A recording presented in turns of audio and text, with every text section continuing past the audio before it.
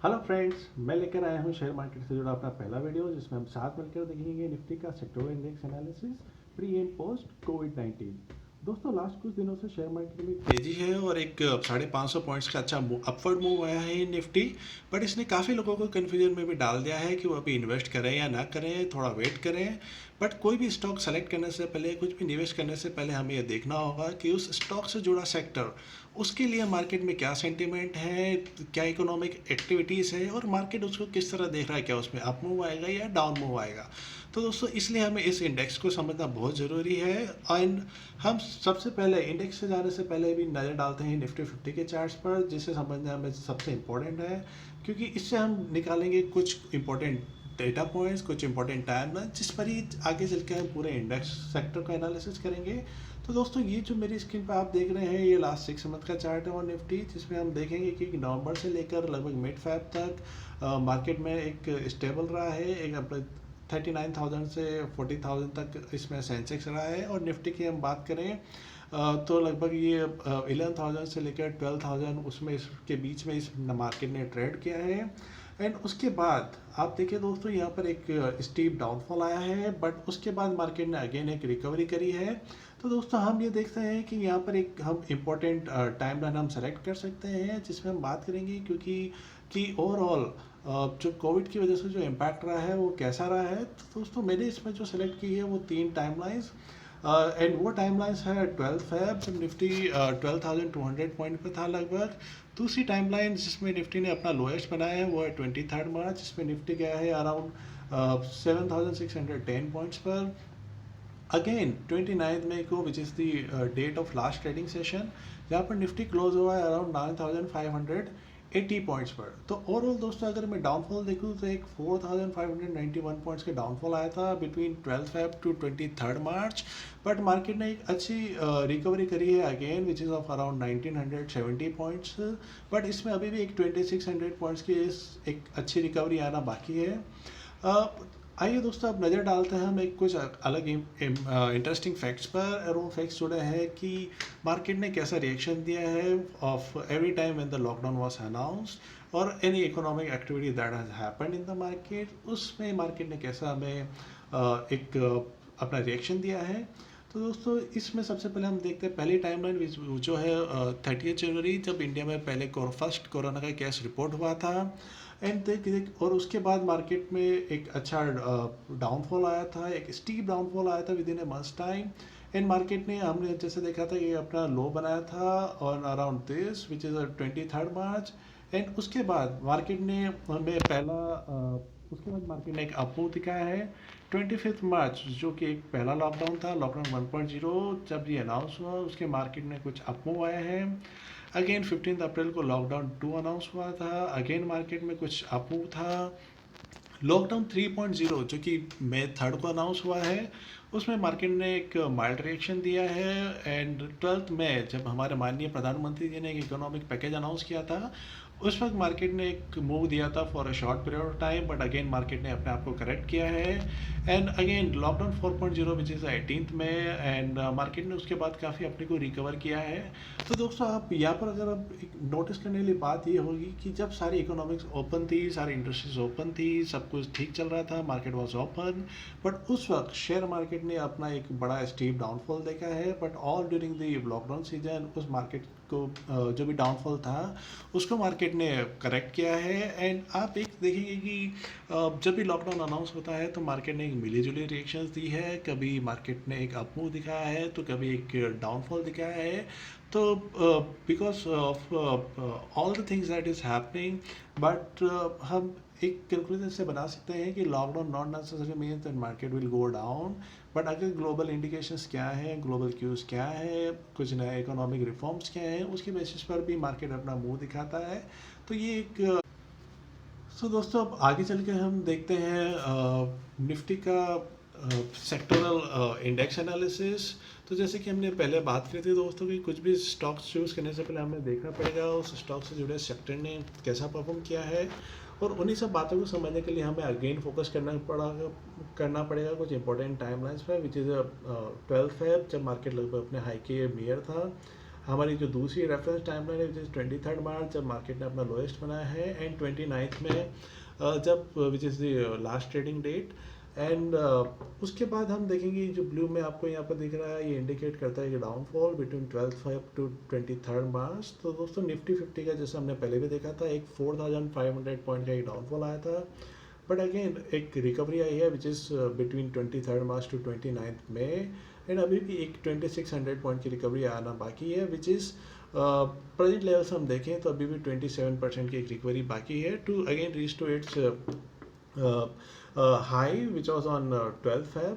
Nifty auto में एक downfall देखा था, and that was around 3300 points की, जिस पे लगभग 1600 पॉइंट्स की रिकवरी आ गई, विच इज़ अराउंड 50%। बट अगर प्रेजेंट लेवल्स हम देखें अभी तो भी 28% का अभी भी इसमें एक अप मूव आना बाकी है। लास्ट 30 दिन की मैं बात करूँ दोस्तों, तो निफ्टी ऑटो, निफ्टी ऑटो में एम भारत फोर्ज, इन्होंने एक अच्छा रिटर्न दिया है, 20% प्लस से ज़्यादा रिटर्न दिया है अपने निवेशकों को। वही अशोक लीलैंड और बहुत जैसे कुछ शेयर्स हैं जिसने अपने निवेशकों को नुकसान दिया है। एंड अगला इंडेक्स हम बात करते हैं वो है निफ्टी बैंक। निफ्टी बैंक में दोस्तों ये बड़ा एक तरह से वर्स्ट इम्पैक्टेड सेक्टर में से एक है, एंड 21,000 पॉइंट जो इसका एक अपमार्क था, क्लोजिंग पॉइंट था ऑन 12 Feb, उससे इसने एक डाउनफॉल देखा है विच इज़ अराउंड, एंड ये पहुंचा है 16,000 पॉइंट पर। एंड अगेन इसमें कुछ रिकवरी आई है विच इज़ अराउंड 19,297 पॉइंट्स की, बट ओवरऑल अगर हम देखें तो अभी भी इसमें एक 12,000 पॉइंट्स की रिकवरी बाकी है, एंड 63% की रिकवरी, इसको एक अप मूव लेना होगा to reach to again its number which was on 12 Feb। अगर हम देखें लास्ट 30 का एनालिसिस, तो इस सेक्टर में अब एक या दो बैंक ने कुछ पॉजिटिव रिटर्न दिया है, अदरवाइज इस इंडेक्स के जितने भी शेयर्स हैं उन्होंने एक नेगेटिव रिटर्न दिया है। निफ्टी फाइनेंशियल सर्विसेज ये भी एक बहुत बड़ा इम्पैक्टेड सेक्टर्स है, जिसने एक 6,300 पॉइंट का, माफ़ कीजिए दोस्तों, एक 6,300 पॉइंट का डाउनफॉल देखा था, बट अगेन एक रिकवरी आई है 1200 पॉइंट्स की, बट अभी भी 54% पॉइंट्स की रिकवरी इसमें बाकी है।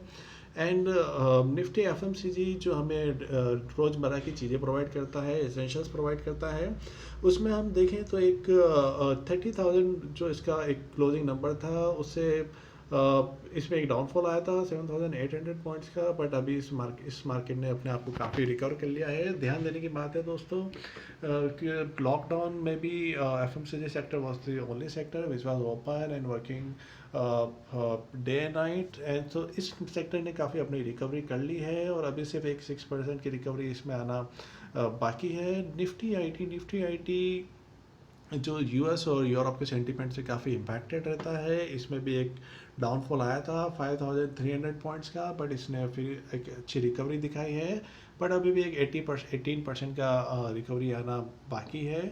एंड लास्ट 30 दिन की मैं दोस्तों बात करूँ तो NIIT टेक, विप्रो, ये कुछ शेयर्स है जिसने अपने निवेशकों को अच्छा मोटा मुनाफा दिया है।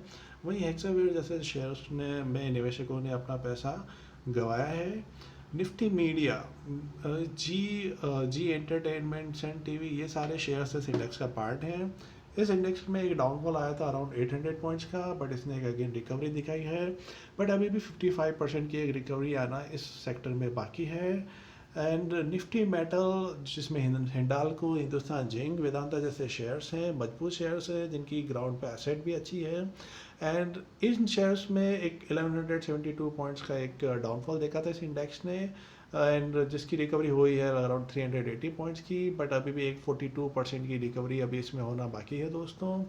निफ्टी एनर्जी, जो निफ्टी ऑयल एंड गैस भी बोलते हैं, ये सेक्टर भी अगर हम देखें, इस पर फोकस करें तो इसमें से 15% की रिकवरी आना बाकी है। अगर ग्लोबल मार्केट में भी देखें तो ऑयल की डिमांड अपने प्री कोविड के 80% के लेवल पर आ चुकी है, तो इसमें अभी भी काफ़ी अपसाइड आना बाकी है, बट काफ़ी डिमांड अभी इसमें आएगी, एंड 15% की अभी भी इसमें एक रिकवरी आना बाकी है to reach to its mark which was on 12 Feb।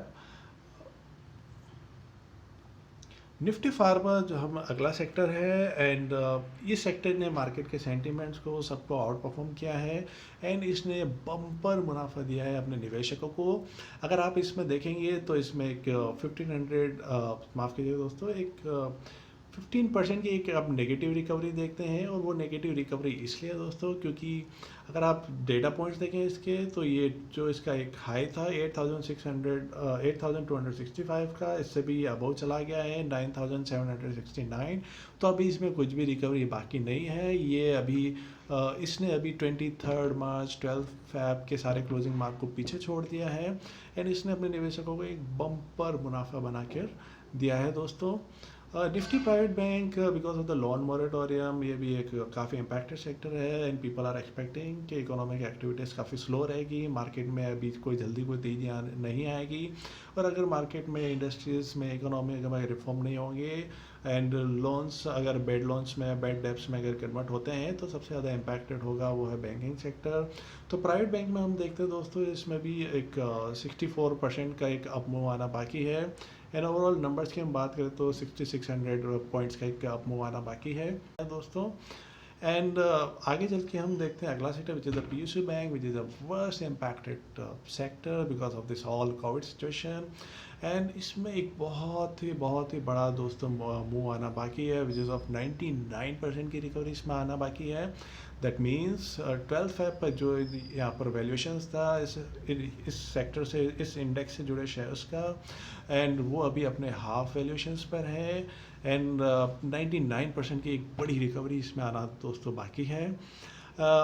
जो हम लास्ट सेक्टर जो देखते हैं वो है निफ्टी रियल्टी एंड जैसे आप देख रहे हैं कि आज निवेशकों ने एंड मार्केट ने अभी अपनी बाइंग को कम किया है and they are not investing much, they are not going and buying properties. तो because of that this is a very impacted sector and अभी भी इसमें हम देखें तो एक 75% का एक अपमूव आना बाकी है। तो दोस्तों ये था एक सेक्टोरल इंडेक्स एनालिसिस जिसमें हम क्लियरली देखते हैं कि banking, financial services and realty ये काफ़ी इम्पैक्टेड सेक्टर है। दूसरी और अगर इसमें आप देखेंगे आईटी, एफएमसीजी, फार्मा, ये कुछ ऐसे सेक्टर्स हैं जिसने अपने आप को काफ़ी हद तक अपने जो भी डाउनफॉल था उसको रिकवर किया है। दोस्तों अगर आपको वीडियो पसंद आया है तो लाइक करें वीडियो को एंड सब्सक्राइब करें हमारे चैनल को। मैं आने वाले वीडियोस में बताऊंगा सेक्टर एनालिसिस, जिसमें हम देखेंगे कि किस सेक्टर में किस शेयर्स ने कितनी रिकवरी करी है और अभी कौन से ऐसे पोटेंशियल स्टॉक्स बाकी है जिसमें रिकवरी आना बाकी है और जो दे सकते हैं आपको एक बम्पर मुनाफा आने वाले टाइम में, considering the global cues, economic situations, economic reforms. तो दोस्तों सब्सक्राइब करें हमारे चैनल को and we wish you stay safe, stay healthy. Thank you.